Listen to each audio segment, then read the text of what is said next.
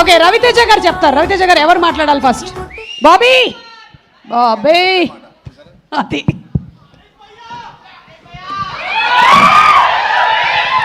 అందరికీ నమస్కారం అండి. Good evening.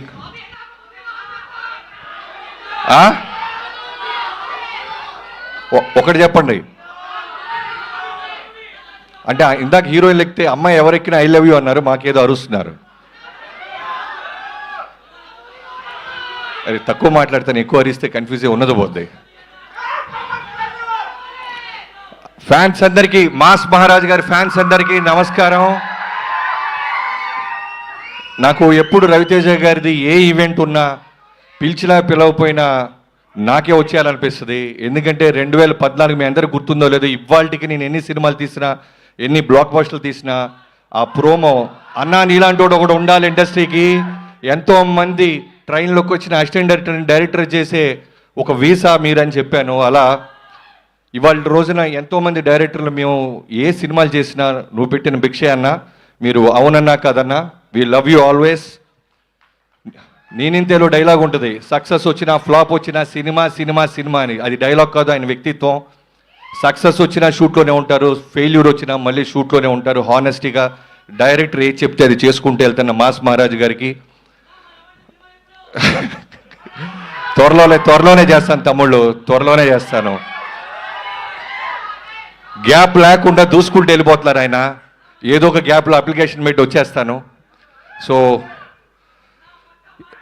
నాకు మొన్న ఎవరో సినిమా మన రవితేజ గారి సినిమా ఏదన్నా సరిగ్గా చేయకపోతే కొంతమంది, చాలా తక్కువ మంది ఉంటారు ఆయనకి శత్రువులు, ఐ మీన్ యాంటీ ఫ్యాన్స్ అనేవాళ్ళు చాలా తక్కువ మంది ఉంటారు. వాళ్ళల్లో ఒకళ్ళిద్దరు రవితేజ గారు రెగ్యులర్ సినిమాలు చేస్తున్నారా అంటే ఎంత కోపం వస్తుందంటే, అందరికంటే చాలా కాన్సెప్టోరియల్ సినిమాలు చేస్తున్న ఆయనే.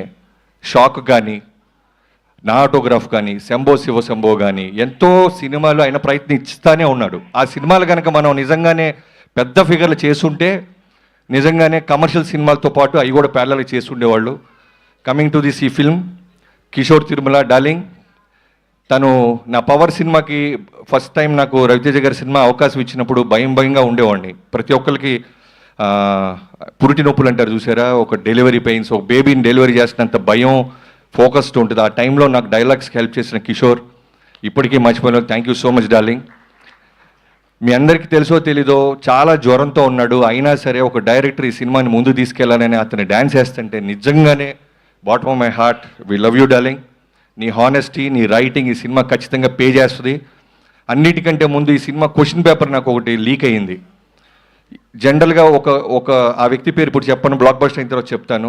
మీ అందరికీ తెలిసిన వ్యక్తే, చాలా అంటే చాలా పక్కాగా చెప్తాడనమాట. నేను రవితేజ గారి సినిమా ఏది వచ్చినా ఫస్ట్ అన్నీ అడుగుతాను ఎలా ఉందని. అలాంటిది ఈ సినిమా రాత్రి చూడటం జరిగింది. అతను చాలా ఎక్స్ట్రాడినరీగా ఉందని చెప్పాడు ఆ సినిమా. ఖచ్చితంగా ఈ సినిమా బ్లాక్ బస్టర్ అంటానని ఇదే బెస్ట్ ఎగ్జాంపుల్. చాలా కాన్ఫిడెంట్గా చెప్తాను ఈ సినిమా బ్లాక్ బస్టర్ అవుద్ది. పూర్ణంగా లోడింగ్ చేద్దాం. So coming to the heroines, ఇద్దరు అమ్మాయిలు చాలా బాగా చేశారు, ఆషికా గారు అండ్ డింపుల్ గారు. సంక్రాంతికి మీరు కూడా ఒక బ్లాక్ బస్టర్ని టేస్ట్ చూడబోతున్నారు. And coming to all the actors, మిగతా వాళ్ళందరికీ, సీనుకి, తారక్ పొన్నప్ప గారికి అందరికీ. అండ్ టెక్నీషియన్స్ గురించి వస్తే మూరెళ్ళ గారు, నేను మూరెళ్ళ అన్న ప్రసాద్ అన్న అంటుంటున్న వెంకీ మామకి చేశారు. ఈ సినిమా ముందు ఒకే మాట చెప్పాడు, రవితేజ గారిని అన్ని సినిమాల్లోకి అందంగా చూపించబోతున్నాను తమ్ముడని. అది రిఫ్లెక్ట్ అవుతుందన్న. అండ్ ఆర్ట్ డైరెక్టర్ ప్రకాష్ గారికి, ప్రకాష్ గారు సంక్రాంతికి ఎన్ని సినిమాలు ఉన్నాయి మన లిస్ట్లో, మీది భీమ్స్కి. So I wish you all the best Bheems. ఒక పక్క చిరంజీవి గారి సినిమా పాటలు బ్లాక్ బస్టర్ అయినాయి, అలానే ఈ సినిమాలో పాటలన్నీ బ్లాక్ బస్టర్ అవుతున్నాయి.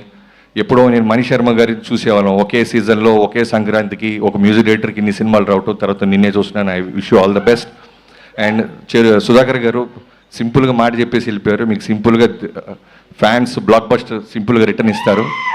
I wish you all the best. ఎవరైనా మర్చిపోతే క్షమించండి. Thank you so much. Thank you so much. సభాముఖంగా ఈరోజు భర్త మహాశైలకు విజ్ఞప్తి సినిమా కాబట్టి మీ ఆవిడికి ఏమైనా మీరు చెప్పాలనుకుంటున్నారా? మా ఆవిడికి నేను ఫోన్లో చెప్తే ఎందుకు మైక్లో. ఓకే, కానీ మీరు ఒకవేళ పార్టీకి లేట్ అవుతుంది అని చెప్పాలి, ఒప్పించాలంటే ఏం చేస్తారు? వేరే భర్తలకు కొంచెం అడ్వైస్. ఏమండి, మగాళ్ళందరూ మొగుళ్ళందరూ ఒకటే, బయట తోపులైనా సరే భార్యల దగ్గర బెండ్ అయి ఉంటాం అంతే. అది okay, yeah got it. Very క్లీన్గా క్లియర్గా అందింది. Thank you so much. And Harishankar గారు, మీరు మాట్లాడే ముందు